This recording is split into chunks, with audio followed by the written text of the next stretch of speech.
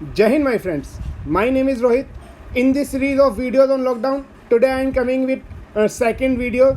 Topic is was it a blunder by our government? क्या mistakes हो गई जो अपनी गवर्नमेंट ऑफ इंडिया से कि इस लॉकडाउन को अनाउंस करते वक्त. Although considering the gravity of that contagious disease that is कोविड-19 और जितना जल्दी से फैलता है लोगों में, तो lockdown was the need of the hour and government declared it very well way, but there were some glitches in it जिसके बारे में हम थोड़ा बात करेंगे आज.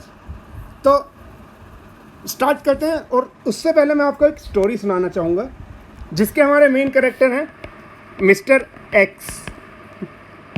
तो मिस्टर एक्स ने क्या करा, एक बार एक क्राइम कमिट किया. उन्होंने क्राइम किया, एक हीनियस क्राइम किया.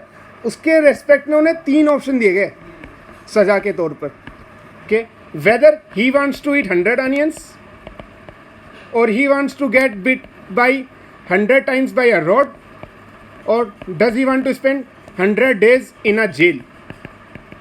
तो मिस्टर एक्स ने थोड़ा सोचा, उसके बाद उन्होंने बोला 100 ऑनियंस खा लेते हैं. उन्होंने इसके लिए डिसाइड किया. तो जब उन्होंने 60-70 ऑनियंस खाई, आफ्टर दैट ही फेंटेड.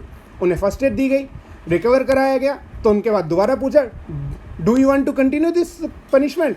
उन्होंने बोला नो, हंसो बार रोड से पिट लेते हैं. फिर वो इस पनिशमेंट में मूव कर गए. तो जब वो 60-70 बार उन्हें कोड़े लगे तो उसी में सूझ गए. तो उन्होंने बोला नहीं, मैं इसे भी कंटिन्यू नहीं कर सकता, मैं 100 डेज जेल में स्पेंड कर लूँगा.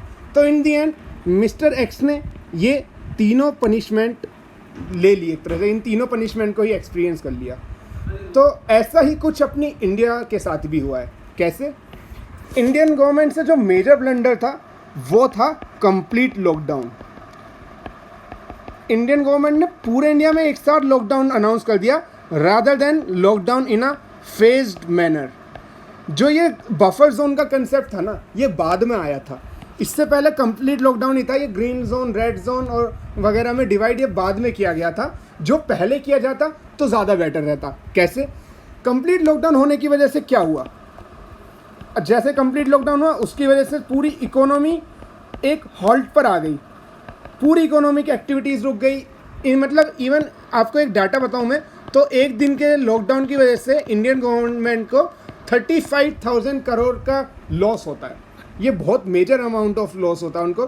तो जब इतना लॉस उन्हें होने लगा तो इसकी वजह से उनका क्या हुआ कि गवर्नमेंट सेक्टर पे इतना ही पैसा नहीं बचा कि वो अपने एम्प्लॉयज़ को पे कर पाएँ. सैलरी देने तक का उनके पास पैसा नहीं था. So they lifted the ban from liquor shops. उन्होंने फिर से दारू की दुकानें खोल दी.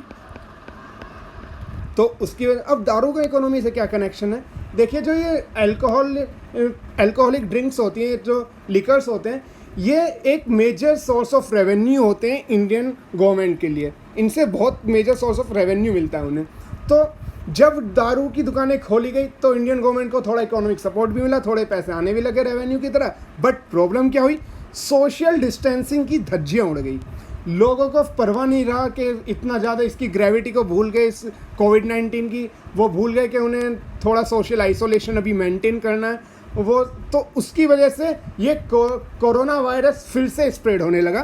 तो इन दी एंड गवर्नमेंट ऑफ इंडिया को दारू की दुकान दोबारा से बंद करनी पड़ गई. और एक और ब्लंडर जो हुआ था वो था माइग्रेंट वर्कर्स से रेस्पेक्ट में.